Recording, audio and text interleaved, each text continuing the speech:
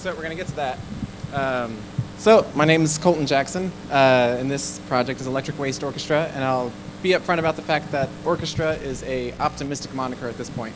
This is a club I started at Makerspace Urbana back in Illinois just a few months ago. There's a few demos I have to show off so far, and if demos are 50-50, I mean, well, one of these will work. This one is going okay. The rest of them we might hear, we might not. So I want to tell you a little bit about Makerspace Urbana because without what we had going on there, none of this stuff I'm going to show you would have happened. So it's a humble makerspace, and I want to talk about makerspaces. Oh, this is exciting. Okay, I like seeing the audience. Actually, can I? Or is it better if? Okay, that's great. So it's Makerspace Urbana. If you haven't visited your local makerspace, I encourage you to. If your town doesn't have a makerspace, you could start one. Why not? In our makerspace, it's mostly just kind of big open tables, lots of power outlets. We did get a 3D printer recently, which I 3D printed my glasses on, and I would love to talk to you about that too. It's totally open source tool chain, and so the 3D printer brings a lot of people in, but you'd be surprised how many people you can get to come into your hackerspace just by having like the screwdrivers you need to repair your laptop, because most people don't have those screwdrivers. So we do a lot of repairing. We have a community help desk that people come in, we fix their computers, tell them what a virus is, and they leave a lot of extra computer parts behind because we upgrade the RAM, we upgrade their hard drives, and we say, yeah, we'll stock that in the back. And I kind of grew up in the IT world, and I think anyone else that did realizes how quickly e-waste stacks up because it's not free to get rid of generally. Sometimes you can find someone who will let you toss it away, but it does cost money to disassemble this stuff and to get rid of it or incinerate it. So anywhere you go, any hackerspace, any IT department, they're going to have stacks of hard drives. The hard drives I'm using are like 4 gigabytes. They're not useful to anyone anymore, right? You can get like a thumb drive that's faster and more portable. So this is I'm basically saw all this stuff that we had and saw how wasteful it was being and that it wasn't serving any purpose, and I wanted to find something to do with it. So that was kind of my inspiration for what I started doing. So makerspaces, this has happened because I ripped open an old hard drive, and like while I was tearing it apart, basically I saw a post on Hackaday that you can spin a motor and it creates a sine wave. So I thought, well, I've done some music and I've done enough electronics to know that I can amplify and control things with sine waves. So I thought I'd try it. So as I was like taking apart this hard drive and soldering wires to the back of it, I had some friends who were like, oh, what are you doing? Because that's what makerspaces are about. You're like looking over each other's shoulders, seeing what projects each other are working on. And when you get a bunch of people just like hanging out, working on their own projects, you get this access to expertise that I think money can't buy. It's like you're sitting across the table from like an electronics engineer, and you're saying, oh, I don't know how a motor works. And he says, oh, I'll tell you. I'll get the whiteboard out and explain how a motor works. And so I was like soldering to the motor, and some guys were like, oh, what are you doing over there? I was like, well, I saw that you can get a sine wave off of this, but so I'm not sure exactly how I need to hook it up. And the guys were like, oh, well, hey, let's learn how to use the oscilloscope. I was like, yeah, let's learn how to use the oscilloscope. So I got like a free one-on-one lesson to use an oscilloscope and learned, kind of about just like ground and positive and really basic electronic stuff that I didn't know yet, but I knew that it was easy enough. I mean, especially when you're surrounded by guys that know their thing.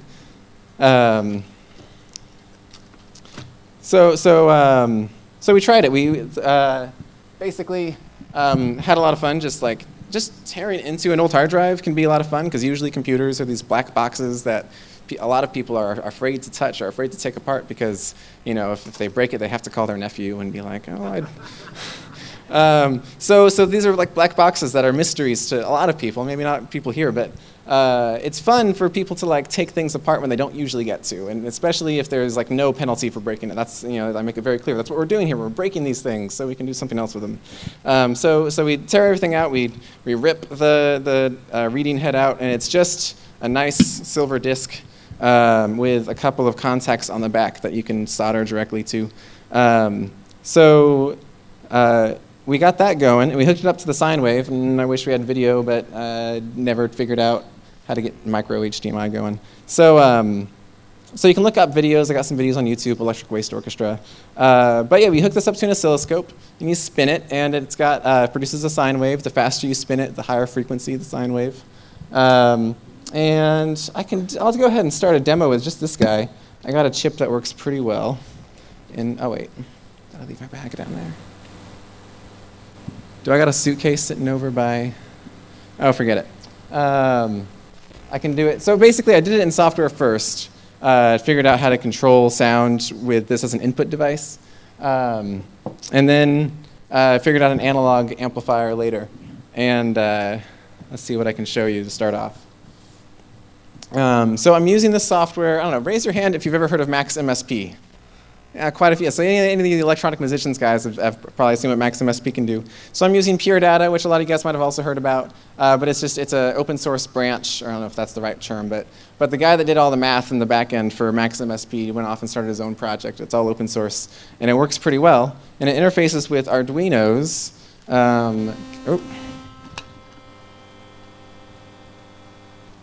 So when I unplug it, it starts making noise. So how many of you are familiar with Arduinos? Probably a lot of you guys. So super popular with hobbyists. So I'm here. I'm not selling a shield. I didn't make a new shield for the Arduino. I just figure Arduinos is something that a lot of people already have. So I thought this is kind of an opportunity to take stuff that people have lying around. If you got a hackerspace, you probably got a stack of Arduinos around too.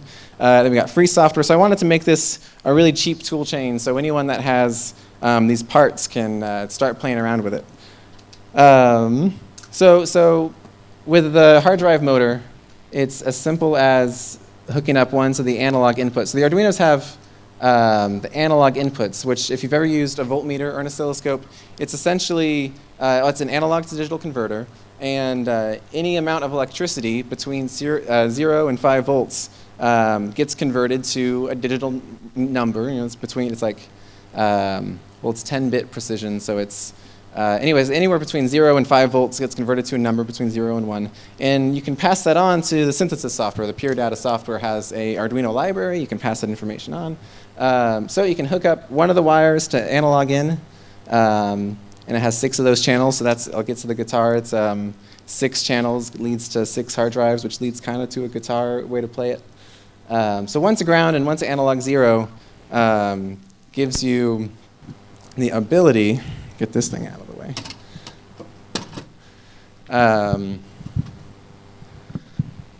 Let's see if I have my code ready to go. Multiplier.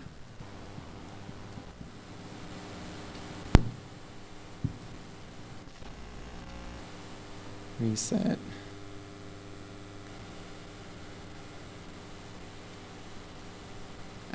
So live demos suck, right? Unplug it, plug it back in.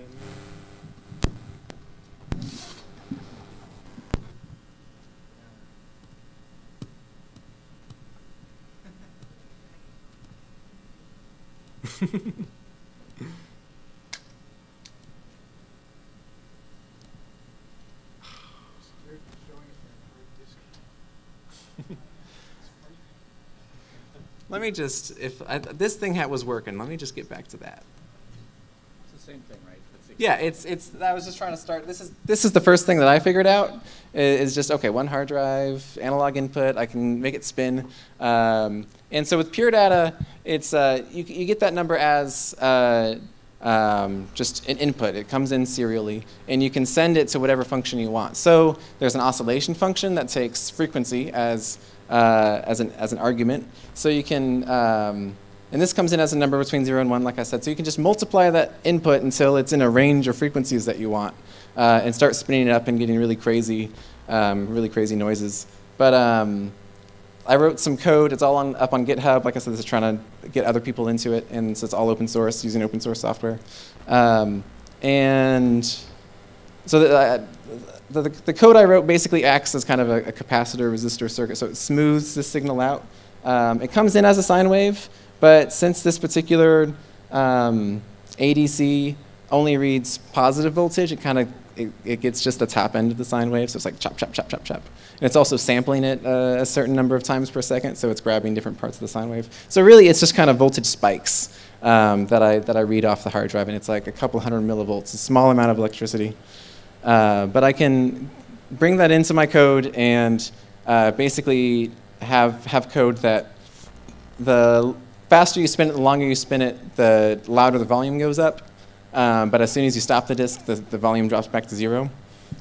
So if I can at least connect on that again.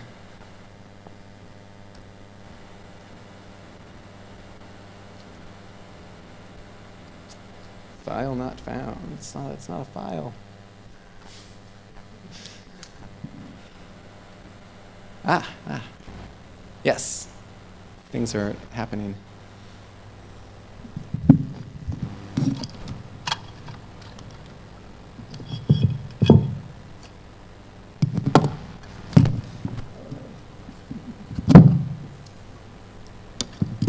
So I should have just kept it around.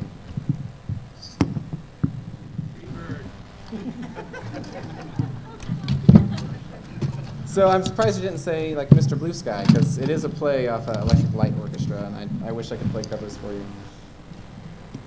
So yeah, like I said, so it's 6 channels, and then the rest of them, it just goes to a common ground.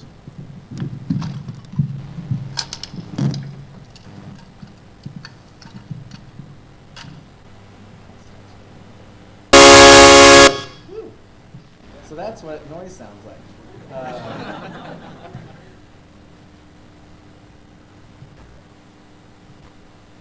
So yeah, the voltage readers kind of just float around the halfway mark, so it makes noise when nothing's plugged into it.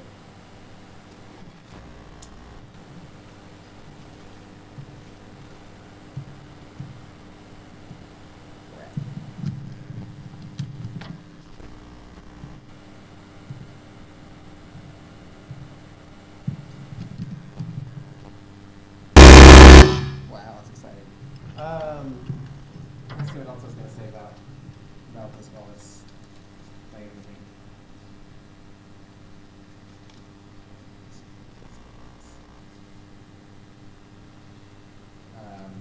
Right, so the flyer I put up around this to advertise for my club is just Makerspace Urbana. I wanted to have a club where I could get electric engineers and electronic musicians in the same room together. I thought they had a lot to teach each other, but they don't often run into each other. Like Urbana, it's a college town, and we've got the University of Illinois, and the music department and the engineering department are on opposite sides of campus. They just don't often run into each other.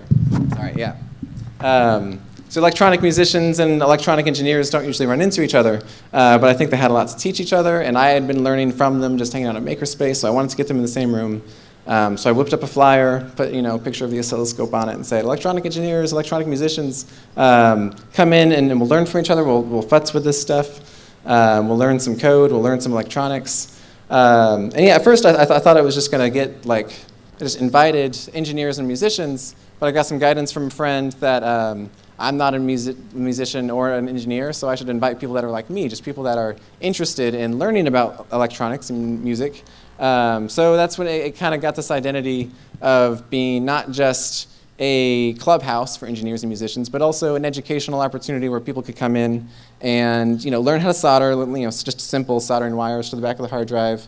They could learn a little bit about what these components are inside the computer. So like I said, not just hard drives, but also like the circuit boards they could just tear into and be like, oh, what's this, and just kind of have fun learning about what's inside these things. Or you can dig into old telephones and see all the circuits inside those. So it's fun just to tear into the stuff. But if you're hanging out with experts that really know what's going on here, and then you've got people that don't know anything yet, like me, then it's a really fun exchange. You get these experts excitedly talking about the things that they know, and people that are really interested in the fact that they showed up in this space where people were willing to teach them. Oh, geez. So this is also a learning experience for me. Usually I'm presenting this to 4 to 5 people at a time. So walking into this room, I think the number of people who knew about Electric Waste Orchestra tripled in here. So this is great.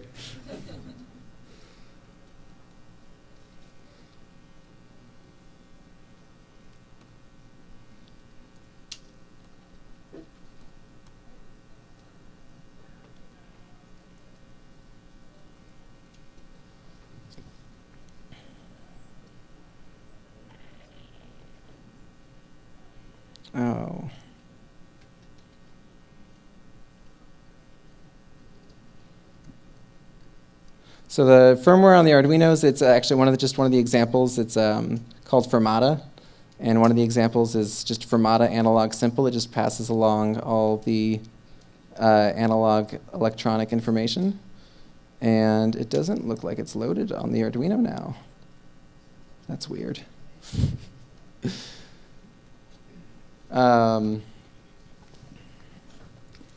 If I can find where I set my suitcase, there's something in the front pocket I want to show off. Is it by your photo stuff?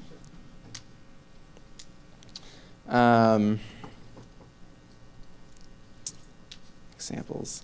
So we can make this a little bit more casual instead of me just like trying to make my demo work. All right, if any of you guys are like hardware guys, we can like kind of do a Q&A, but we'll get back to the demos and stuff. But I want to hear if you guys have ideas of how you could use circuit boards and hard drives, what other hardware have I not thought of? If you've got an idea of materials you have on hand that you can imagine a way to make an instrument. Thank you very much. I can't believe I lifted that back out there. All right. But okay, so I can show off this analog circuit anyway and get this going.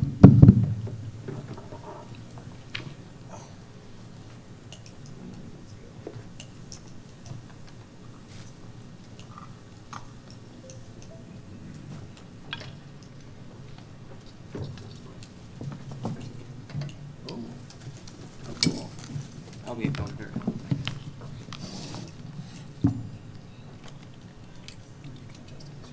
All right. So this is an op amp. It's a LM 324. This is a circuit a friend of mine designed, and I tell him he's too generous. So I'm going to plug this in. It's noisy. That's be okay.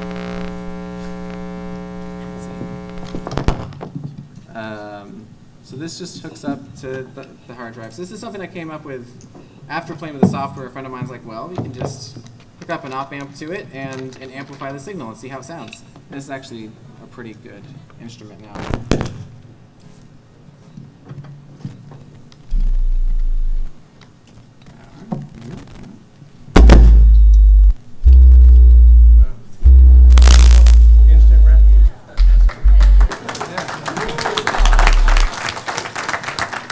So it's producing a sine wave. I love this place. I was hanging out in the hotel lobby and showing this off to a guy. And he's like, oh, it sounds more like a square wave. I think your op amp is clipping the signal. And I'm like, oh, yeah, thanks, stranger.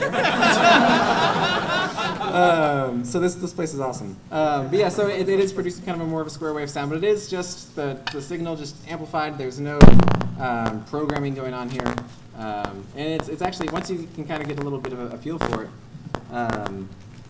alligator. Oh, jeez.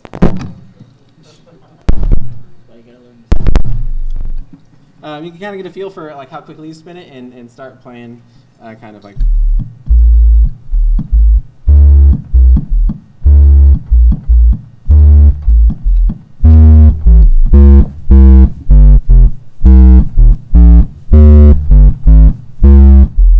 So this is something like I just started playing the other day, and it's like it's a totally new form of instrument. You have to kind of get a new feel. So just like your muscle memory on any other instrument, this is like the muscle of how fast you flick it is like how it gets to a certain pitch.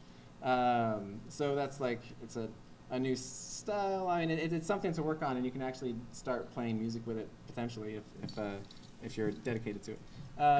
But with the code, it's really interesting to find out. Like you can program what sounds it makes. This is just like whatever signal comes out of it is what you got. But if you go the software route, you can say, okay, well at this voltage, if I'm producing 100 millivolts, if I'm producing, there we go. If I'm producing 100 millivolts, then play a C. If I'm producing like 120 millivolts, play a D. You can do that software stuff in software defined. And if I can, I'll try to get that coming back up here. Standard. And yeah, I did want to talk a little bit about like why using e-waste is kind of an interesting material. Not just because it's a free material and we all have it stacked up, but it's like if you wanted to design a physical instrument to play digital music, and I like the idea of that because, you know, for all these sounds, you could just like write code to produce these sounds. But I think it's really valuable to have a physical interface. I'm going to move that for my crotch. I think it's really valuable to have a physical interface to the digital music because it's just something more tactile, something that you can actually like, get up on stage with and not just sit on a laptop. So I had the idea that I did want to design physical instruments. If you had like sat down in a Radio Shack or in a hackerspace and you have all these knobs and sliders and touchpads and you can like design any instrument in the world, it's kind of like a really daunting blank canvas, right? Like it's like I kind of think it's hard to imagine something that you haven't seen before. You're just bound to come up with something that's been designed before. Just like you're trying to think of what you could draw on a blank canvas. But when you kind of go rummaging through your garbage pile and you see a ScanMan controller board. It's got all these kind of nice big solder points on the back that you can touch. It creates it gives you something to work with. It also gives you boundaries to work within. You have to start thinking, okay, I have to make something out of this material. Now what can I make? And you end up with an instrument that you wouldn't have otherwise designed from scratch because you had to work within boundaries that have been given to you, or at least what you picked out because it was sitting in front of you. And some of this stuff, I also wanted to start making stuff with this because I thought it was really attractive. I mean, maybe some of you guys can empathize. It's like there's a good aesthetic to circuit boards. You know, this sort of like really kind of chaotic, but it's very organized. So I wanted to get this stuff out of the garbage bin. I mean, it's not it's separate from the garbage bin. It's just like sitting up and gathering dust. And I wanted to do something with it.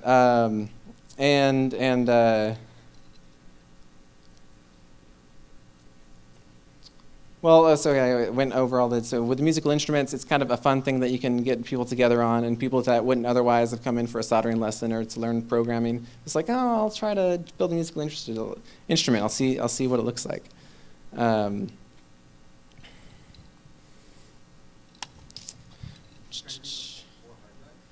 Sorry?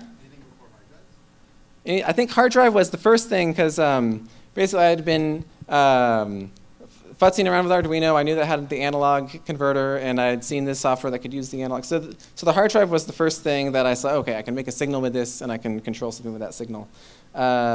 These ISA boards are really fun because, so I looked up like a schematic and figured out, okay, it takes 5 volt. I can provide 5 volt with an Arduino.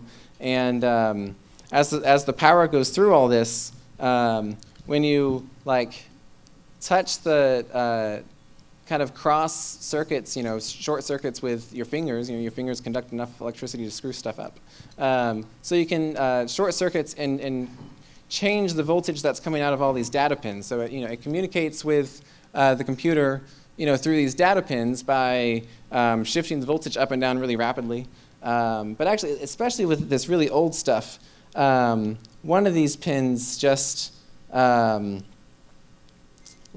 it's just like a floating point number. It's just sitting at this number, and I can make it go up and down if I had my hardware running.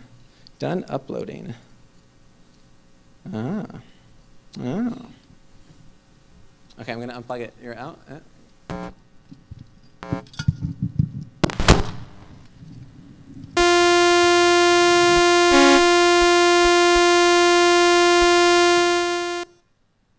Oops.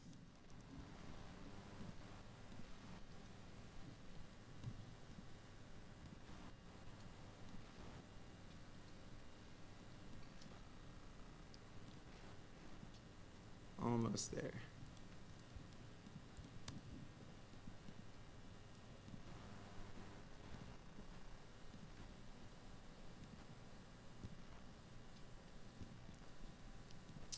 So I'm coming to you guys basically with this is the stuff that we came up with in our club for a few months, and I'm really looking forward to talking with you guys afterwards and figuring out what kind of new stuff we can make. And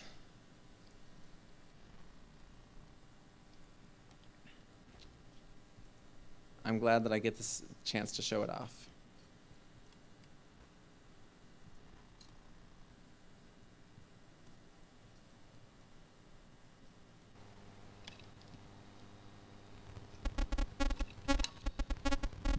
Okay, so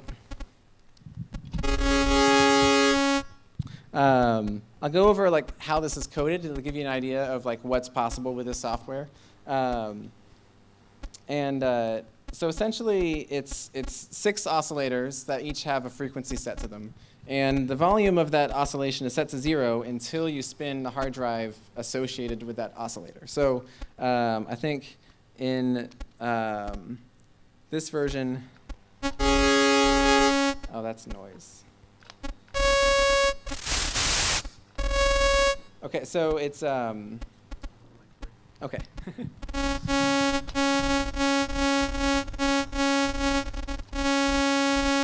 Noise is coming in somewhere.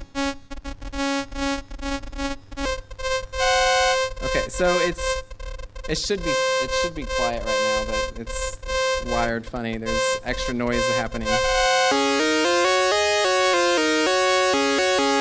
So it's okay. So I'll shut it up for a second. It's turning the volume up on each of those notes as I spin it. And I have the numpad. It's just a USB numpad. There's nothing hacked about it.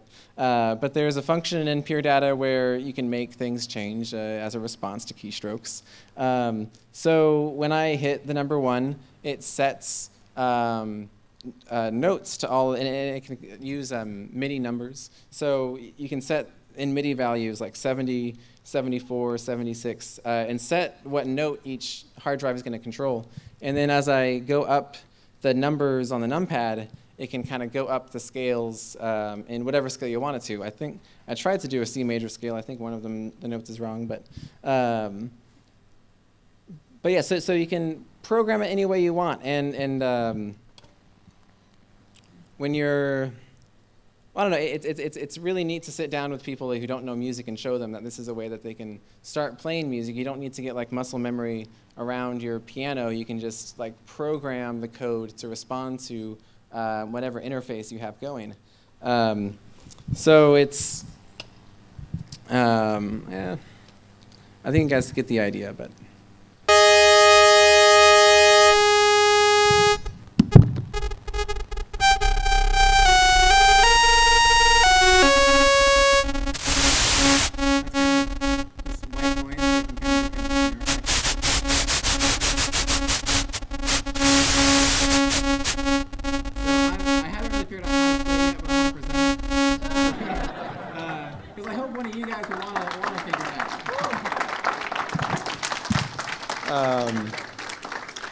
So to not doom myself to further failed demos, I'll say that's kind of to wrap it up. But we got this room for like another 20 minutes. So if you guys want to come up, this stuff works better in a non-stage setting. So come up and see some of this equipment I got, and we'll kill the rest of the time. So thank you. You're welcome to try out the guitar. So come on up and get your picture taken.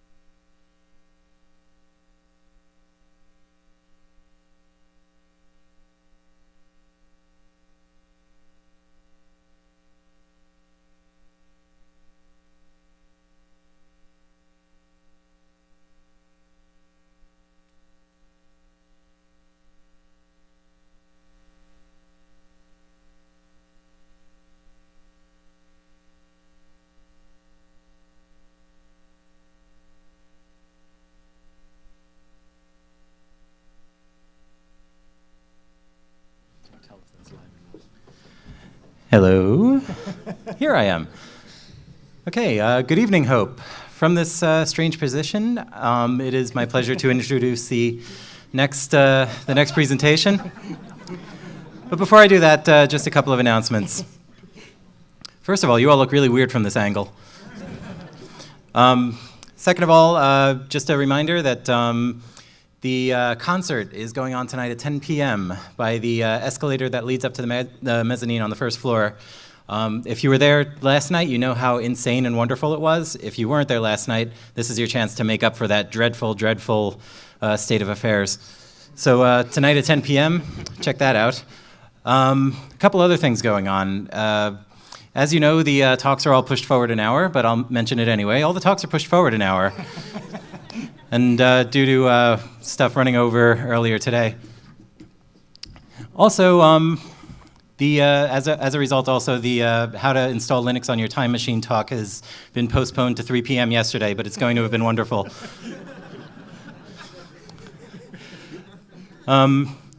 If you got your TV begun when you registered, and there was a stack of batteries for you to take a battery, yeah, the trip glasses rather, not TV begons. Thank you. If you got your trip glasses and you saw the little packages of batteries, the batteries seem to have taken a walk somewhere. So if you find them, please turn them in at any desk, and we will very much appreciate getting those back. I saw a bunch of those on the table next to the Free Software Foundation table. Okay. Oh, Stalin did it. Am I over here? I needed them for my Gen 2 time machine. Can we get are we good? Yes? No? Maybe? Back over here again. So, I do. So it's a great pleasure for me to introduce our next talk. Our next speaker is a good friend and a brilliant fella, and this is his presentation on hacking money. Ladies and gentlemen, welcome Finn Brunton. All right. Thank you very much for that kind introduction. Does this work? There's no hope for this? Okay. Yeah, I think I might. I kind of like this because I feel like I should have a cigarette, you know? It's got kind of a put the blame on MAME thing happening. So hi, everybody. Hello, Hope. Oh yeah, that's a very good idea.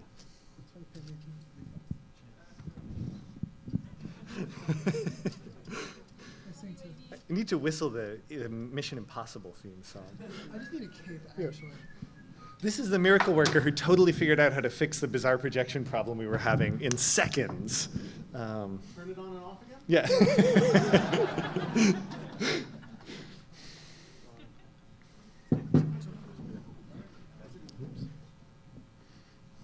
All right. His fault. No, trust me, if I was doing this, I would be missing a thumb by now. There'd be blood all over the stage. There's a reason we use keyboards, not windshields. Yes. If you're using a wrench on it, Yeah. Oh, yeah. Thank you so much. All right. Good stuff. Thank you, sir. Hi, so my name's Finn Brunton. I'm an assistant professor at NYU. I live at finb.net. That's also where you can email me. I wrote a book about the history of spam, which, you're hardly encouraged to buy, but I just learned that another copy has been uploaded to LibGen if you want to go there instead. And I am super nervous. I'm currently working on a book about obfuscation with Helen Nissenbaum. If you saw Daniel Howe's talk, it touched a little bit on some of those things. And I'm researching a book about digital cash and cryptocurrencies. And I'm a huge money nerd, and this is proof. This is me posing at the site of the Bretton Woods Monetary Conference. We actually had a bunch of pictures inside the hotel, but they kicked us out after a while. If you go on tour to find places where major money policy events happened, I think that kind of qualifies you for nerd cred. And Hope is pretty much the best conference that I attend. And I understand how brutally high the opportunity cost is for choosing one thing over another. So I really appreciate you giving me an hour of your precious hope time. And so what can you get from this talk for your sort of your hour of attention, especially given that like you all have been primed for like world historical significance, you know, the Ellsberg Snowden thing, and then we took a deep dive into what I'm about to do. So just brace yourselves. What I want to give you over the course of the next 45 minutes or so are some big ideas and the room to use them for the project of transforming money technologically as a way of transforming society for the better.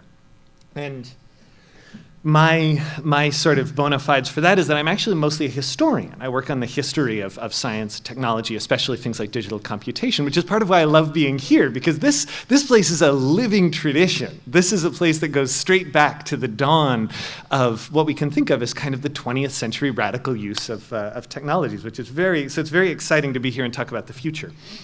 And what I want to suggest is that money is something that you can and should hack on. I want to say, to sort of paraphrase Ted Nelson, you can and must understand money now. And I want to suggest that we do this not just by making contributions to altcoin development or pitching in on building better exchanges, although those are both good things, very useful and valuable. I'm going to talk about what I really mean by changing money, by hacking on money, in a second. Now, I want to also have one quick preface here, which is that I had this kind of initial impulse. I was really nervous because this is Hope. This is like, you know, the best audience basically ever. So I thought I would give this like totally responsible talk that was full of like careful points of historical reference. A friend of mine said, your slides are always really boring. You should like start to jazz them up a little bit. So I decided that for all the things that were said in the 80s, it would kind of look like that. 80s through the mid 90s, it would look like two analog synthesizers like fucking in front of a Nagel print or something.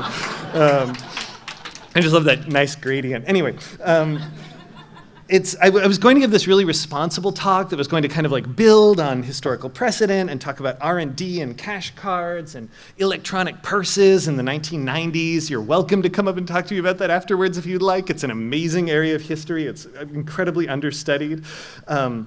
And, you know, early hash cash style systems and lessons learned and all that sort of thing. But then I realized, like, this is Hope. So instead I'm just going to rant and be completely irresponsible and hope that no one that I work with is watching the live stream.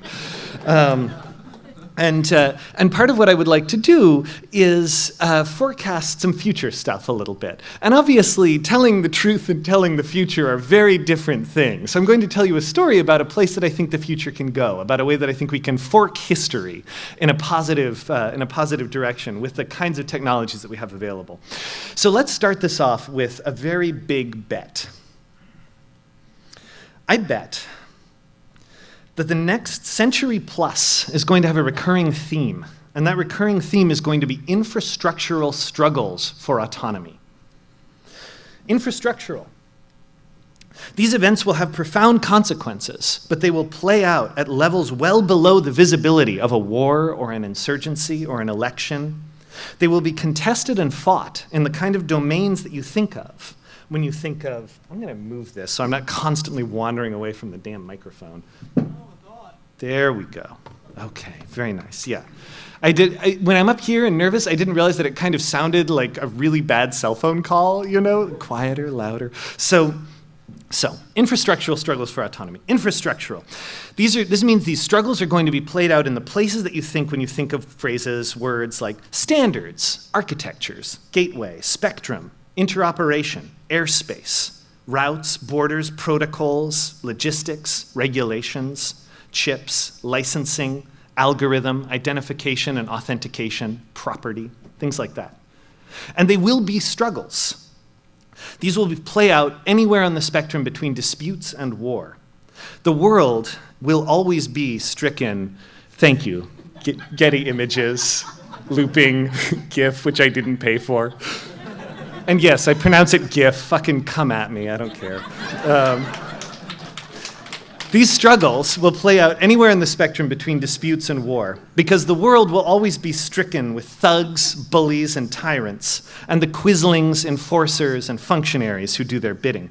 But now their loathsome work will be taking place in the amazing technologies that we are starting to live with and helping to build here, just as it always has in the exclusion zones, the slave ships, the star chambers, the supermax prisons, and the cabinets noirs. They always have throughout history, and we need to oppose them with the same level of energy and inventiveness that we have always brought to the table. And finally, autonomy.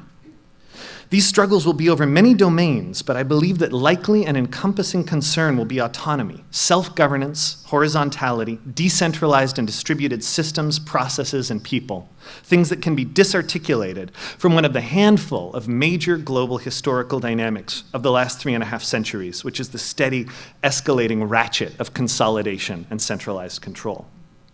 We're right on the front lines at Hope of a number of early forms of these infrastructural struggles, and we've heard many fascinating talks about versions of them over the last 2 days. They're only going to get bigger and crazier and more consequential, these battles, and yet they're going to get more invisible, harder to see, and therefore more urgently requiring our explanation and advocacy as well as technical additions from here on out. And I believe that money will be one of the 5 or 6 primary theaters in which this 21st century struggle is going to happen. So what the hell is money? Money is a puzzle, first and foremost. There are fossils in the beautiful limestone of the Piacenza Mountains in Italy. The shells of creatures from teeming Mesozoic seas, interred in the bare rocks of the highest peaks of the mountain range. How did they come, asked Leonardo da Vinci, to be up so high? There are cowrie shells, huge piles of cowrie shells, in the arid regions of West Africa, thousands of miles from the Indian Ocean where the sea snails lived. We can ask with da Vinci, are we to believe that the flood reached so far? Of course, the cowrie shells, which appear here in a radical from ancient Chinese, which gradually transforms into the current classical Chinese symbol for money. These fossils, these cowrie shells, cowrie shells, were moved by a force even more powerful in some ways than geology, the force of trade, of things being tokened as money. To be more exact, cowrie shells were one of the things that oiled the operation of the terrible machine of the West African slave trade. So if cowrie shells can be money, then where do we draw the line? Where does it end? This is the great Martin Schubeck, and I love this because this seems like a classic kind of like trippy 90s, like high theory, abstract thing, you know? There is no basis, money is whatever, but Schubeck is not some kind of trippy guy. Schubeck is the guy who wrote Theory of Money and Financial Institutions. He's one of the great monetary theorists of the 20th century. He's a game theory dude. He's actually really into computers. And this was the best he could do. And I think this is very accurate. And the rules of the game are really complicated, and who gets to make those rules is enormously important. Because let's get back to cowrie shells. Once you'd actually use them in trade, it's not like you could actually do anything with them aside from make jewelry. But as it turns out, jewelry really matters. Jewelry does social signaling. It signifies prestige. Sharing it or giving it or demanding it cements bonds and relationships and alliances, and it knits groups together. Jewelry is a high bandwidth communication system.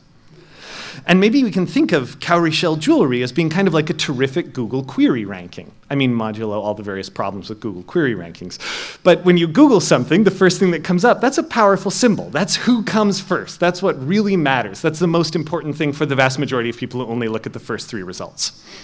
And now, cowrie shells are kind of like that. You see who has the most. When you go into a space, you know who you need to talk to, you know who you need to ask favors of, except these are also, unlike many Google search query rankings, these are negotiable. These are liquid. You can give them to your friends and your cronies. You can move influence and power around. You can do business from the Maldives to Timbuktu to the trade bazaars of Western China. And of course, that means that these are also about moving power around. Notice all of these words like status and prestige, and of course, slaves. The property of moneyness is shaped by the rules of the game, and making the rules of money lets you restructure society itself at a very fundamental level. The rules of money can help to enforce and build on existing social and political structures, or they can undermine them, and we can see these powers with extra clarity when we see whatever passes for conventional money run low or run out. Ta-da! So take the Knights Hospitallers, the Knights of Malta, who'd received the privilege of mintage, the right to strike coin to function as tender. And we'll come back to that privilege and how you get it and what it means. In the 1530s, They were put under siege by the Ottoman Empire. This is a depiction of them on their island. I really like, for cartography geeks out there, I really like how this projection works to sort of gang everything together. They were under siege by the Ottoman Empire. It was an extraordinarily brutal siege, even by early modern standards. People shot the decapitated heads of Turks out of cannons. The Turks put dead people on crucifixes and floated them out to sea. The knights had torched all the crops before they retreated into the fortress. They poisoned all the wells. And then the Turks left. The siege broke. Now, the knights had a problem because they were sitting on a rock with completely annihilated cities and towns and shattered fortresses and almost no access to resources and wells that they had filled with a mix, and this is one of my favorite little details, of dead animals, hemp, fungally diseased wheat, and arsenic to make sure that the Turks couldn't successfully extract water from it. They were in the, I know, yum, yum. Yes, yeah. Yeah, well, Club Mate also has, God knows, taurine and nicotine in there somewhere. Yeah, yes. So they were in this disaster zone, and they knew that the Ottomans were actually coming back. They had very, very little in the way of money. They'd run out of bullion, out of the precious metals that they could mint coins from. You'd think being sacred knights with the backing of the Pope, they could just order people around, but even in the early modern period, there was no dice. So they did something kind of incredible. They took their privilege to make money, and they started striking these coins made of copper with the device of a handshake and the insignia that you can see around the rim there, non eas sed fides, not the copper or not the metal, but the trust. These coins are traded on trust. That's sort of what they do. You'll notice also the date is way later. They kept issuing these coins for a long time. This is just the highest resolution image I could find of one. This issue, these coins, came with a promise that the coinage could be redeemed in silver once the knights were back on their feet. So they would buy with the coins and the value of silver to get the stuff they needed to rebuild the cities and the fortresses and get the cannons and all the rest of it. And then eventually you'd be able to redeem it once everything worked out. And it worked. You can rebuild a whole city on trust if you have enough trust. Of course, it helps to be legendary religious war heroes and have your own island, but still, it's a starting point. Or take the Irish banking strike, moving closer to the present day, of 1970. The banks went on strike on the 1st of May, and they didn't reopen until mid-November. So think about this. All the banks close. You can't deposit checks. You can't get money out. No one can do anything financial. This is the era before ATMs, but even so, the ATMs wouldn't have been restocked after a limited period in any case. There was some advance warning, so people had some time to stockpile cash. But within a few weeks, the supply had already begun to run low. Employers were cutting deals with retail stores and churches to get their hands on enough ready, because churches have like tithing and poor boxes, and they have a lot of cash around. So to get enough ready money to pay wages.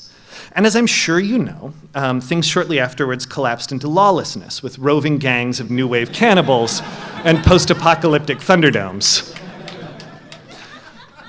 Or not, actually. Yeah, that's basically accurate. This is just outside of Dublin.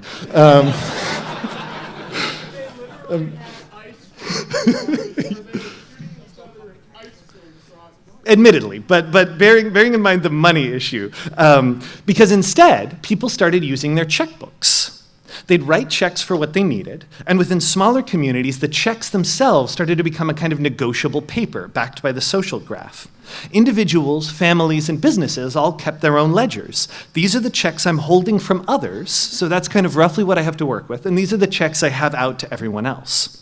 In less tight-knit environments, like neighborhoods and cities, the reservoir of trust became the local pub. If someone was trying to float a substantial check, you'd go in and ask the bartender at their local whether they were an acceptable credit risk. The person who's chronicled most of this economic history phrased it this way. I love it when economists make jokes. Because bartenders could be trusted in a way that might be very difficult for other kinds of backing. As the blank checks started to run out, people began to make their own wonderfully elaborate IOUs with their banking information on it, countersigned by neighbors and friends and relatives.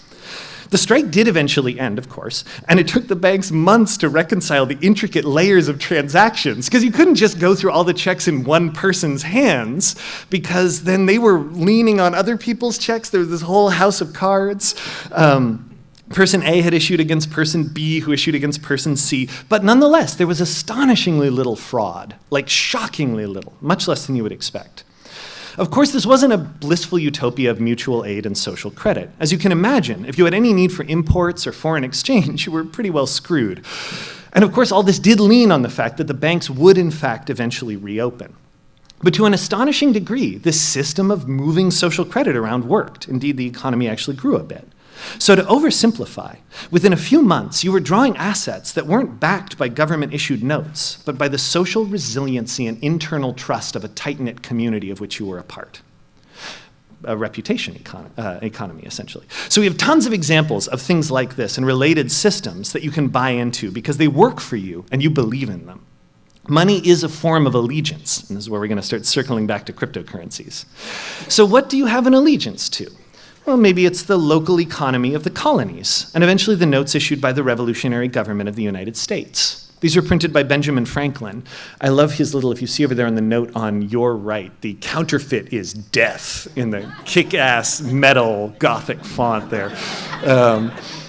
But also notice the leaf print. I just want to point this, look at what an amazing badass Franklin could be. He had done these books for a British naturalist who had wandered around in America getting leaf prints, and Benjamin had figured out how to print the leaves against plaster, cast metal against that, and he soon realized, wait a second, these leaves are really easy for me to print. They're really hard for people to reproduce by hand if they're trying to engrave their own plates to counterfeit this money.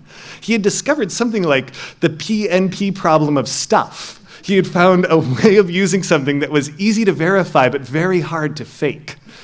Anyway, Franklin was pretty amazing. But yeah, so maybe you have an allegiance to these new colonies and their weird half-assed system of money with leaves on it. Or maybe you have an allegiance to the Limerick Soviet, where you are actually being issued money in which you are being promised by the workers of Limerick. It only lasted for a few months. Or maybe you have an allegiance to the idea that human time is the only really valuable commodity, in which case you very likely held notes from Uzziah Warren's Time Store in Cincinnati in the 1820s. This was an incredible project, which really did attempt to denominate the value of everything in the time a skilled person would spend on it. So who's skilled, Warren debated for a while, and then he eventually settled on carpenters, which is why the benchmark for value here is hours a skilled carpenter can work and corn. Those are the major sort of modes of exchangeability. Or maybe it's the anarchist economics of Silvio Gesell, who wanted to build local demurrage currencies, which is to say currencies that actually lose value with time deliberately to put people who hold money on the same footing as people who hold things like food or crops or other things that can kind of rust or rot or go away. But I love this so much because this is the flip side of one of Gesell's Freigeld notes. This is money that has its own man page. This is money that has its own instructions for use and manifesto explaining why you should be using it, which is pretty awesome. And needless to say, because this is so wonderfully geeky, naturally there's a cryptocurrency version now too, Frycoin, with an incredibly elaborate system of related things. If there's a Frycoin person here, please come talk to me. I love you guys. You are so amazing. Or maybe, hell, let's look at something that doesn't even look like money as we recognize it. Maybe it's something like tally sticks, a physical database made out of wood that lets you keep track of who has rights to which cow on a particular alp. This is a Swiss set of tally sticks here, and like it says at the bottom, this really does keep track of 87 cows among 23 different people. The beauty of it is that you can actually make these out of wood, carve them in certain ways, split them so that it's impossible for someone to change theirs without changing the other, because otherwise you identify the difference. And don't necessarily laugh at this as a mechanism. The entire financial architecture of Britain for centuries was built on tally sticks issued by the Exchequer, made from the willows that grew by the Thames. They did big money with this stuff, money you owed to the king, money the king owed to you, the barons gambling land away, et cetera, et cetera, et cetera. They don't get the prominence they deserve because when they decided to modernize their financial system, they burned them. Because, who wants to have these embarrassing relics around? So they destroyed this beautiful wealth of financial history and also overheated the chimney and burned down Parliament, which didn't turn out. So to have a little Jason Scott interlude here, this is further proof, don't fucking throw things away. Don't needlessly destroy things you don't need to destroy. You can never tell when you're trying to scrub all those old hard drives that you might accidentally like degauss everything. Who knows? So this is all to say, money is a significant part of what Benedict Anderson, the great political theorist, called imagined communities, the way we feel that we belong in a deep sense to groups, countries, nations, peoples, whom we'll never entirely know, who may not even have territory or formal structure. Money is a way that we can sort of vote, that we can ally ourselves with things.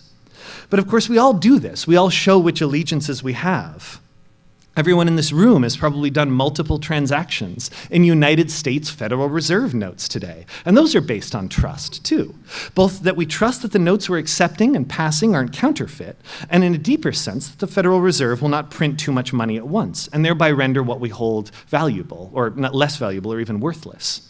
And this, of course, requires backing in multiple forms. This is a very brief interlude, but I couldn't resist. Confidence in money is so fascinating, because to mean that money is not easily counterfeited, they have to put an amazing amount of technological thought into the architecture of physical currency, ranging from reading systems, which no longer really serve this purpose because there's not a lot of value in the metal in coins, but back in the old days was designed so you couldn't trim the edges of the coins off with a very sharp knife to get the little fine filings of silver while still letting the coin keep its initial face value.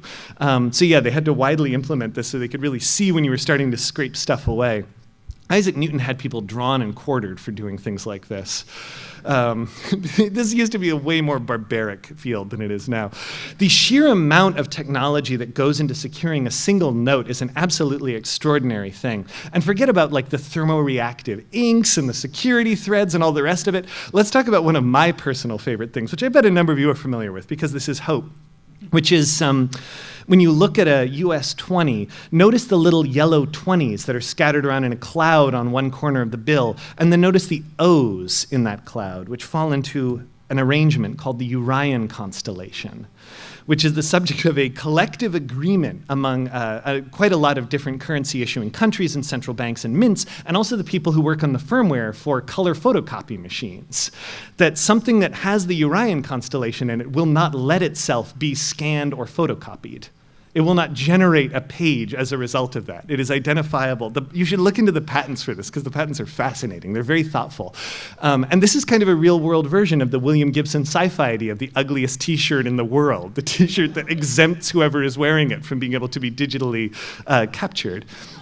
But it goes even beyond that in other ways. There's really incredible research going on right now into trying to figure out, because it's not just the Urian constellation. There's fascinating work going into trying to figure out what it is that is in money that makes it so that things like Adobe Photoshop can recognize when you're attempting to scan a note in or make changes to banknotes from particular countries. People are trying to sort of break down precisely how that works. The policing of images of notes, again, to maintain confidence in the currency is an extraordinary project. You have to write to this dude in order to get high-resolution images of banknotes that you can do things with. You have to make a case to this guy and send a letter to his office, which is just delightful to me. But then there's the question, of course, of long-term value, and we're going to circle back to that in a second. Not just the question of whether or not whatever you're holding is counterfeit or not, but the question of how valuable it's going to be in the long term. Let's stay with the question of trust, because talking about trust means talking about the privilege to mint and specify currency. And that's the second most important privilege of the sovereign or the sovereign nation. And that's part of why cryptocurrencies are so important. Because as it turns out, being able to specify currency and mint currency is a great way to get people to do what you want. Let's say you want to conquer the world. You need an army, and that army is going to have a lot of foreign mercenaries in it. And these foreign mercenaries are not going to be cool with some kind of magic social credit scheme where you have to go talk to a bartender and then look at someone's GitHub stats, and then you get a special coupon that lets you have 2 hours of carpentry. They want cash. They want cash that they can spend in their home countries. So now you have two problems. You need to get cash for them, and you need to make that cash good wherever they travel. So if you're Alexander the Great, who faced exactly these problems, you realize, or rather some very smart people who work for you realize, that each problem is actually the solution to the other problem. As the sovereign, you can order the issue of coin in silver as soldiers' wages. And then as your soldiers conquer, you can demand payment of taxes and ransoms and tributes in your currency. So you've created instant demand. Suddenly everyone would really like to get their hands on some so they can pay their taxes and not get killed.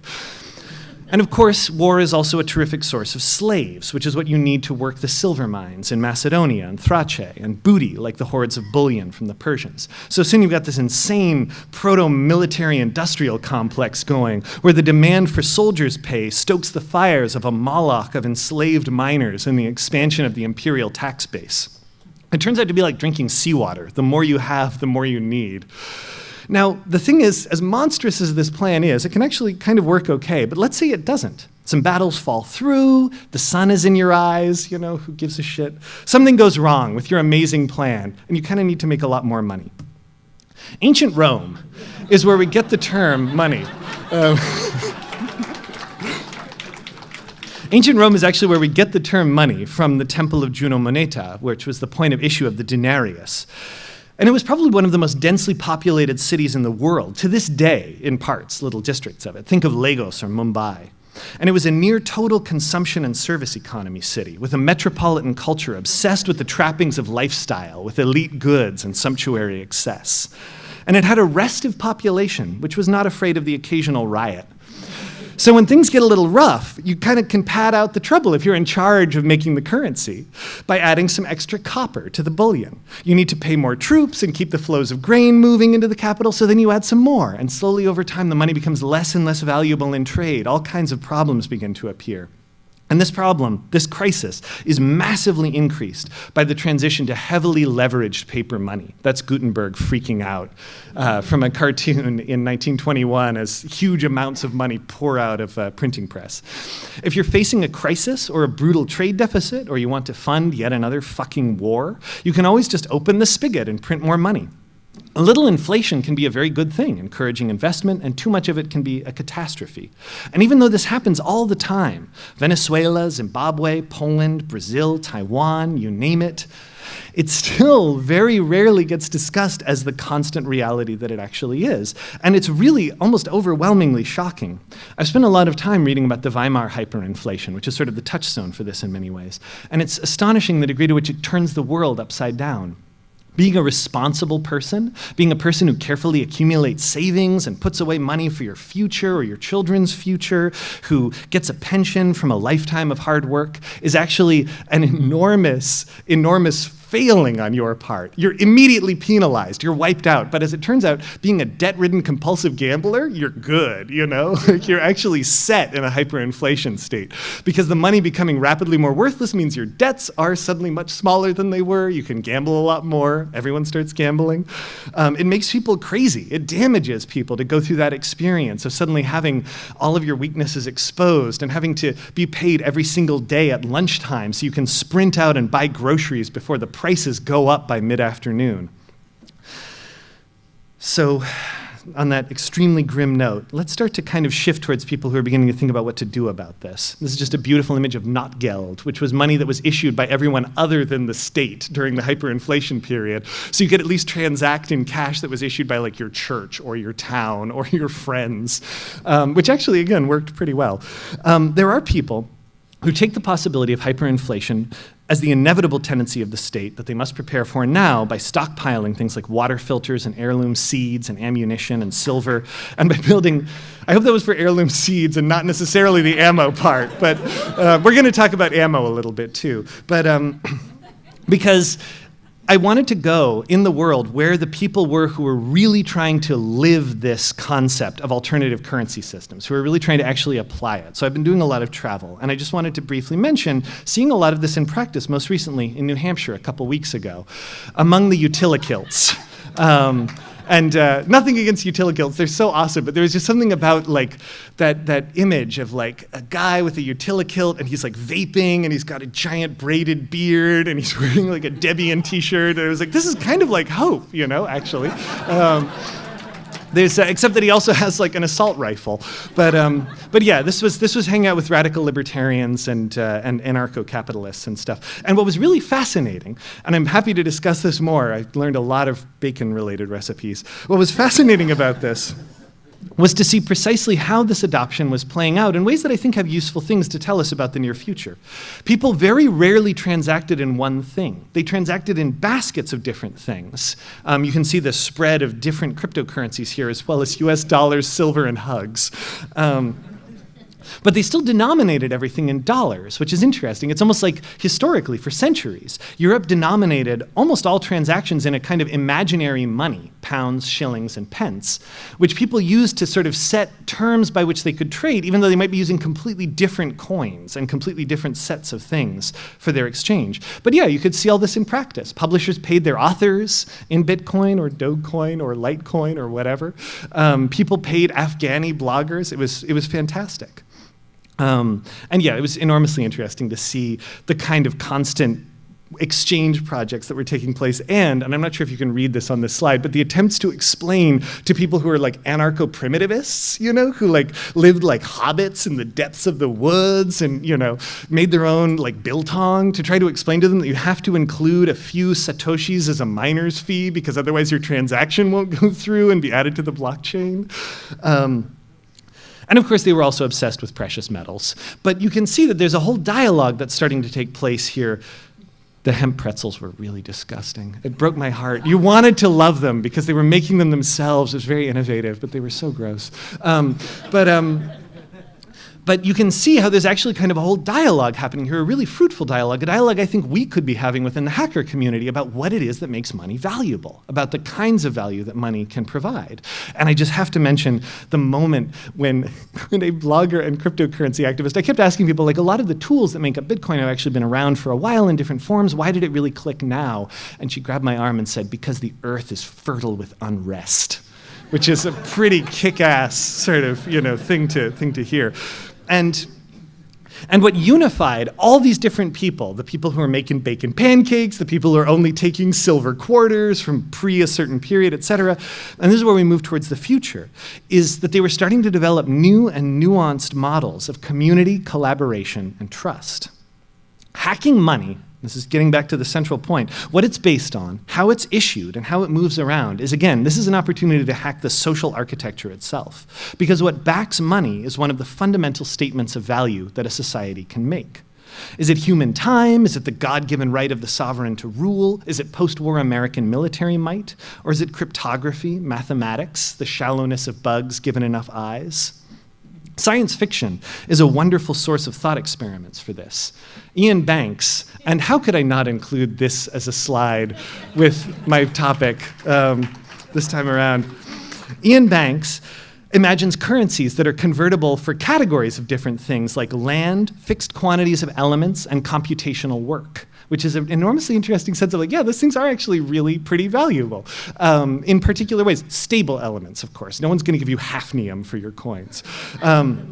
And people often forget, I find, that Margaret Atwood's masterpiece, or one of her masterpieces, is partially a book about economic warfare. In fact, it's a book about data mining, because what initiates the monstrous, theocratic, patriarchal dystopia in which this novel takes place is the fact that they can relatively easily put together the identities, the genders of holders of money with their accounts, and thereby freeze the assets of one side of society as part of the process of consolidating control.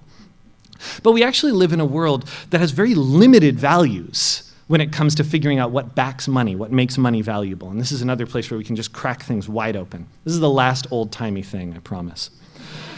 The guy on the right, you're right there, is John Locke, the enormously important theorist of liberalism and liberty. The guy on the right is William Lowndes, Locke's contemporary Secretary of the Treasury. They had a huge throwdown that was known as the Great Recoinage Debate that set the terms under which we still talk about money today.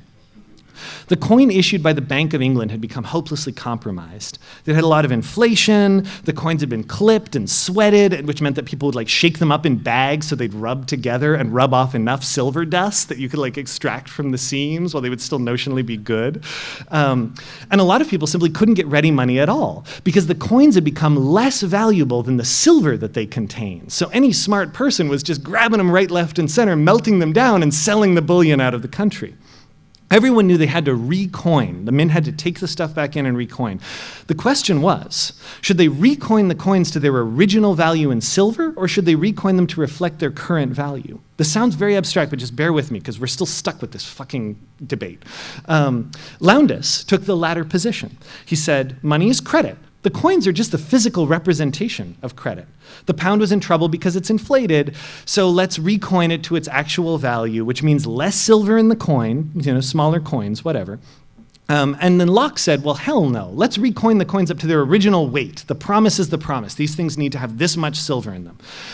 Now, I tell you this absurd ancient debate because it's actually an argument about power. And again, it's an argument that we're dealing with right now, today. Locke's position is actually super dumb because what he's saying is, okay, you know how people are like melting down these valueless coins and getting rid of the silver overseas? Let's give them more silver to do it with. Let's recoin the coins bigger and heavier and then give them back. But he was making this argument for a good reason. They'd been fighting a desperate war against monarchy, and one of the fundamental bulwarks of liberty was the concept of natural rights. That we have unalienable rights to life, liberty, and the pursuit of happiness, which is a phrase basically of Locke's that the framers took.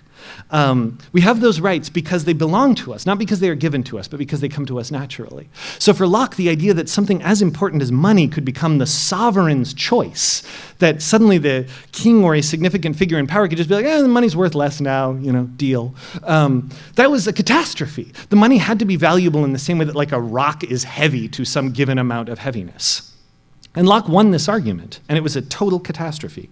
The country essentially bled out for a while because the mint took in these clipped, sweated coins. They issued far fewer because they had to make the old weight, and then they were instantly melted down and exported. And it was really horrific. You read these accounts, and it's a little like reading like some of the things that happened in Greece during the height of the ongoing giant debt crisis, with sudden epidemics of suicides, trade freezing, people starting to go into malnutrition. It was a bad, bad situation. And the horrible thing is that framework, two dudes in wigs, that remains the poles of the planet of money on which we live. Which is to say, either you base your money, you base your value on nature, by which we mean shiny stuff that we extract from the ground at great cost and difficulty and danger. And it's not even necessarily that. The London Fix is actually how the value of gold is determined, but we can go back to that later. Or you base the value of money on the authority of king, country, and central bankers. Those are your choices. Or rather they were. I'm so happy that this image worked out. That the monarch on the left is Ethelred the Unready, also known as Ethelred the Ill-Advised, who seemed kind of appropriate for this. So those are the choices, or rather they were. Because cryptocurrency development and the related fields, this is deliberately a little bit, I wanted to undercut my own tendency to talk about how great the future is. Cryptocurrency development and the related fields of distributed organizations and autonomous corporations, voting pools, crypto equity, and new marketplaces and trading zones open up vast new fields of alternatives for us. So let's forget about some things for a second. Let's forget about this. And let's forget about the obsession with Satoshi and this poor son of a bitch running all over Los Angeles. Let's forget about the people digging through the dump in Wales to try to find the discarded hard drive with the keys to the Bitcoin stash on it. Let's forget about all the sort of classic criminal activity that just moves into any space that seems to offer fast return. This is ransomware, locks up your home folder, encrypts it. You can get the keys by sending them some money. Let's forget all of the different sort of criminal manifestations that surround people trying to trick other people into giving them Bitcoin. Or ancient spam scams. I love this in a weird way, just because it's like, shit, man, I wrote a book about spam. I've been reading about this stuff since the 1980s, and here it is, except now it's about Bitcoin. And all the rest of it. Let's forget for a second about the drugs. This is not my armodafinil, I hasten to add. Let's forget about all of the various attacks, the transaction malleability issues. Let's forget about the US Marshals selling off the Dread Pirate Roberts stash. Let's forget about people using Bitcoin to sell stolen identities. Let's momentarily forget about Weave, who is here, who I just saw downstairs, demanding payment in Bitcoins for all the time that he spent in prison from you lying subhuman garbage, the Department of Justice. Let's even forget about how disappointing this is. This is Walmart selling a Butterfly Labs miner with a 1-star review, which is just so terrific. And let's even forget about the really exciting stuff, about the amazing implications for remittance workers, for nonprofits, for people doing transactions during banking crises, or across national borders, or around sanctions and embargoes, or, I'm just gonna say it, it's so refreshing, a model of micropayments that might actually work in browser and completely eviscerate the online advertising market, that turns every content provider into a snitch who's building the apparatus of espionage. God, wouldn't that be great? No more banner ads ever, no more sponsored content. The end. Oh, God, yeah. Ooh, I'm a little out of breath. And even forget for a second about kick-ass technical stuff, like using the broadcast TV spectrum to update the blockchain across the forests of northern Finland so that Lapp herdspeople can finally get on the Bitcoin train. This is something that's actually really kind of profound, because this is a system that offers us a chance to manage money as a community, as a collective, whether with persistent identities or as trusted anonymous strangers, which is enormous. This is something that lets us here at Hope, us hackers, us people in this world, to make decisions about issue, about validation, about authority, and about the circulation of power. This is the birth of distributed sovereignty. Just sort of imagine it in yourself. You know, you can hum the Jurassic Park theme. This is... when you hear what I'm about to say, which is the last paragraph of this, it's so over the top, there's no way I could not have things get really extreme here. This is the birth of distributed sovereignty and of the opportunity to construct social forms for which we do not yet have words, that can link up groups that don't need to agree so that they can pool resources, coordinate efforts, and coexist. Groups anywhere, and again, I'm not just talking about Bitcoin here, I'm talking about Ethereum, about contract management systems, about all those amazing things. Groups anywhere that have an interest in the push against coercion and centralized control. Diasporic communities, oppressed minorities, undocumented immigrants, students defaulting on their loans and walking away from the credit system, radicals, holders of unpopular opinions and congregants of unpopular religions, pacifists and anti-militarists who don't want their tax money to go to the vast, terrible machine, the unemployed, prisoners and felons, quilt bag communities in bigoted countries, nomads and vonu, squatters, lovers of mutual aid, the elderly who've been screwed out of their pensions and savings by the crisis and are now walking away from their underwater homes, pornographers, of course, you know, it's the internet, pornographers, inevitable, pirates and artists who refuse to participate in a crooked intellectual property regime, underground farms, co-ops, people who make raw milk cheese, God knows what all. There's a lot of different groups who could actually make enormous value from having these kinds of opportunities as long as we can build them for them. Money is one of the fronts on which the struggle for decentralization and autonomy in the 21st century will be fought. And we here have opportunities to contribute to that new space. The technologies are here. Some of them have been around for decades, but are now finding a whole new population of adopters and applications. Multi-party signatures, wireless mesh networking systems, zero-knowledge proofs, different variations on the blockchain system, and rate-limiting processes, mining things that take advantage of stuff that isn't just super hot ASICs sitting in your basement, voting pools, and sophisticated delegation methods. So I've had almost exactly 50 minutes, and we now have the rest of our lives to actually build all of this stuff and change society for the better. So thank you very much for your time and attention.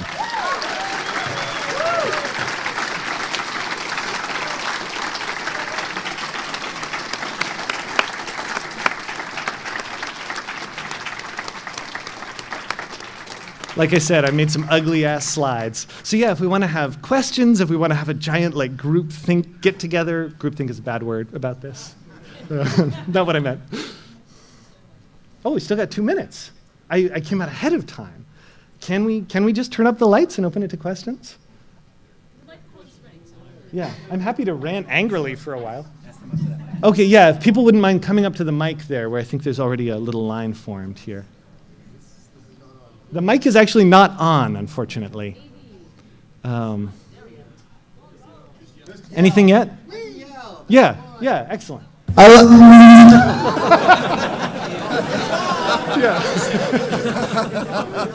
Wow. We couldn't have planned that better. Okay, a note to self, don't yell into a microphone.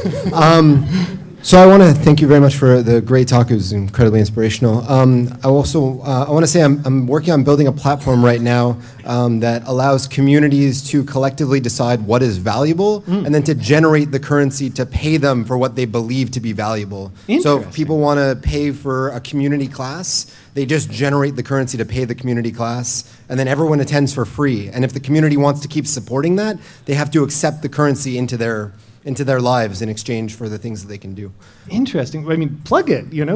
So it's called, it's the Jack of All Trades universe. It's Joatu, Joatu, .com or .org if you feel like donating. But if you want to contribute to it, we're building it in Ruby right now. We'll have an alpha. We're going to launch it in a couple months in Montreal. But the idea is that there will be pods. So you'll be able to exist with this currency, do the things you love, build your reputation up, travel the world with couch surfing, and live nomadically.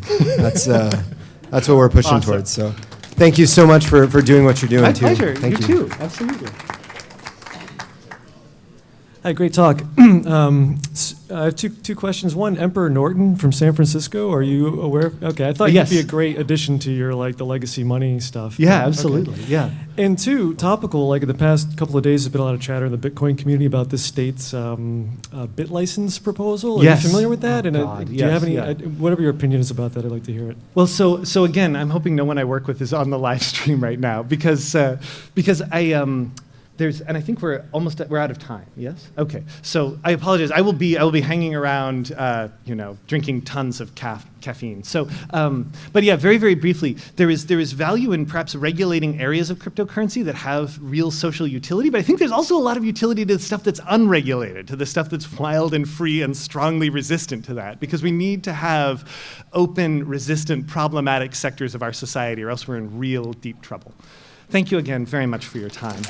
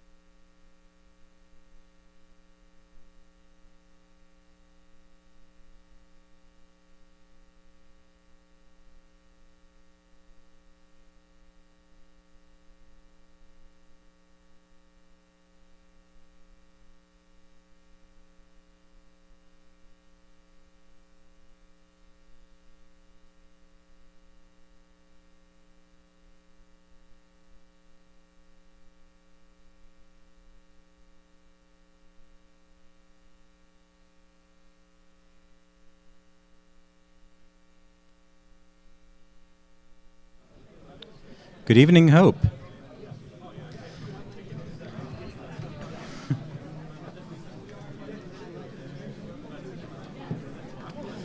Okay, if we could take the discussion from the previous talk out to the hallway, please. That means you, Finney.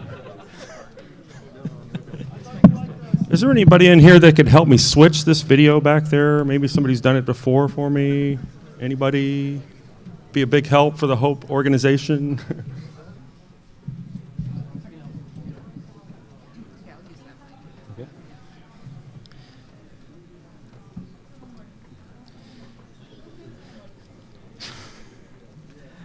Okay, a couple of very quick announcements. As you know, but I'm going to keep announcing it for the rest of the day anyway, everything's pushed forward an hour. This was the talk that is on your grids and your pamphlets as starting an hour ago.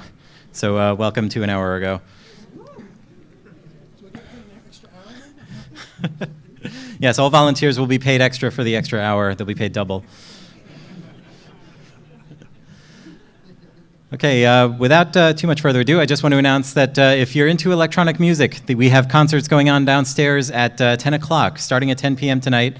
Downstairs by the escalator to the mezzanine is a brilliant concert. Chiptunes, electronic music, all kinds of cool stuff, dancing, and things of that sort. Flashing lights if you like those. So check that out tonight at 10 p.m. Without further ado, it's my pleasure to announce the next speaker. This is When You Are the Adversary, Quinn Norton.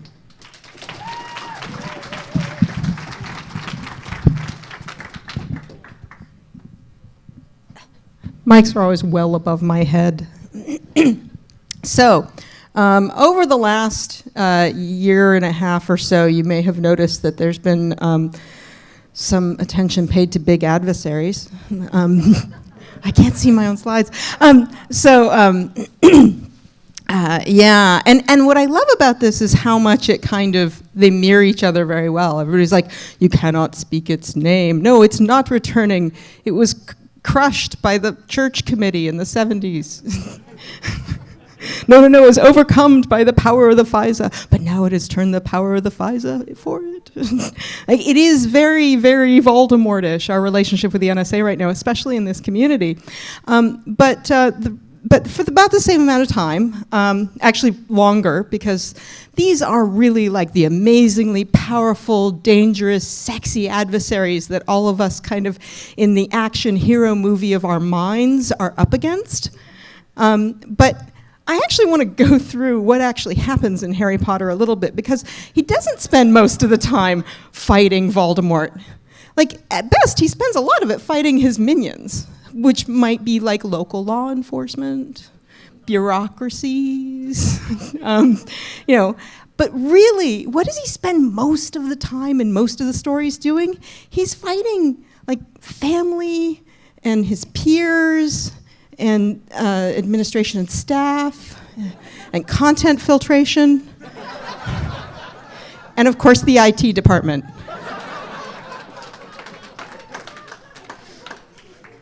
So what is a small adversary? Well, a small adversary is someone that is out to stop you or out to get you or something like that, and doesn't have the unlimited power and prestige and glory of the NSA and the FBI and all these other three-letter acronyms. Often when I'm thinking of modeling that adversary, I think of the great database in the sky where joins are instantaneous.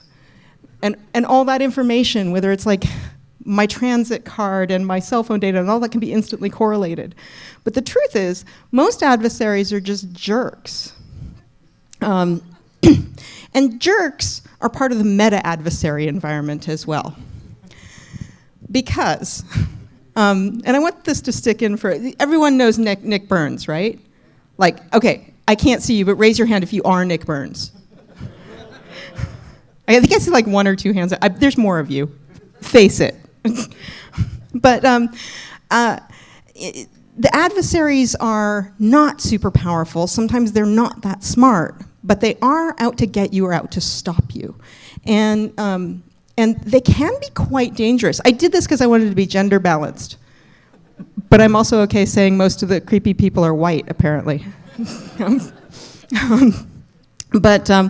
But these adversaries have very real effects, and they span all of our lives. The thing about small adversaries is that only a few people really in their day-to-day life worry about the big adversaries, but the small adversaries target everyone on the planet. And they target everyone with whatever technological means they have to hand. Sometimes, and back in history, that was gossip at the watering hole, right? Now it's all sorts of things. But let's talk about who, real quick before I go on, who the little adversaries are. They can be local police. They can be corrupt local police. They can be a corrupt security guard. They can be your IT department. If you are trying to whistleblow, they might be your IT department. If you are trying to get a different job, they might also be your IT department. If you are trying to commit industrial espionage, still your IT department. They are in corporations and schools and organizations and even NGOs. These are things that are sometimes trying to block you and stop you from getting out your communication or getting to your information. They are in bureaucracies. They are skitties. I mean, I know that there's not a huge amount of respect for skitties in this community, but there should be a huge amount of respect for the damage they can do because there's so freaking many of them. Their schools and their families. They're honor killings at their worst. They're partners that are committing domestic violence to partners that don't have the information to get out of those situations. They're friends that mean well. They're stalkers that don't mean well. And sometimes they're just random ponage. And that can have real, devastating effects on people's lives when your grandmother has been owned by that many botnets and she can't reach out and communicate with her family, that isolation has health consequences in later age. These things can be quite powerful. So what are the tools of small adversaries? Well, I mean, physical access is obviously one of them. One of the major tools that we see with Facebook and families is making you give up your password. That's a really important one. One of the other places we see that is Syria. I'd like to let that sink in for a moment. And the tactic they use in Syria is to have more than one Facebook account. Now, is that going to come as a huge surprise to teenagers out there that you can do that? Are they going to be like, we've learned so much from the Syrian resistance? So there's all these coping mechanisms we develop with our small adversaries. And then there's the explicit tools. And a lot of us probably know these ones. This one was just in the news. But there's plenty of other ones that are not necessarily billed as hacker tools, but let's all be clear that rats do the same thing. Whether you're doing it for good or evil, they are exactly the same thing. They are getting root and taking control of everything. And so this is a more legitimate one, although it's got this page, which I find hilarious. That should take care of it. Now, I think there's one person that's just still laughing. Have you used this software? And of course, what are the ways that these things get delivered? Well, the main way that I've seen, and I should say a little bit about where I come from for this talk, maybe earlier in the talk, but here we are. Where I come from with this is that I spend most of my life working in the field as a journalist. And the people that I'm working with who need security tools don't need them in an academic way. They need something right now. They may or may not have thought about this in advance. It's a real part of their life. I have been on the phone to somebody trying to step them through how to do an open SSL command line to encrypt a file. I don't recommend this as an OPSEC method, but when you got nothing else, it is something. So my perspective is a really practical one. And at some point in all of this, I will probably piss almost everyone in this room off because I'm specifically going to try and go after a lot of the security community's sacred cows. But we see these things. We see them all over the place. And the thing is, we also know that we aren't seeing most of them. So how are they getting to people? Well, they're getting to people via their email a lot of the time. Sometimes it's physical access, but email attachments. And I just want to say about this little phishing email that I didn't have anything for the slide before my talk, and I just refreshed my mail 3 or 4 times. And then I am actually a Chase customer, so potentially this was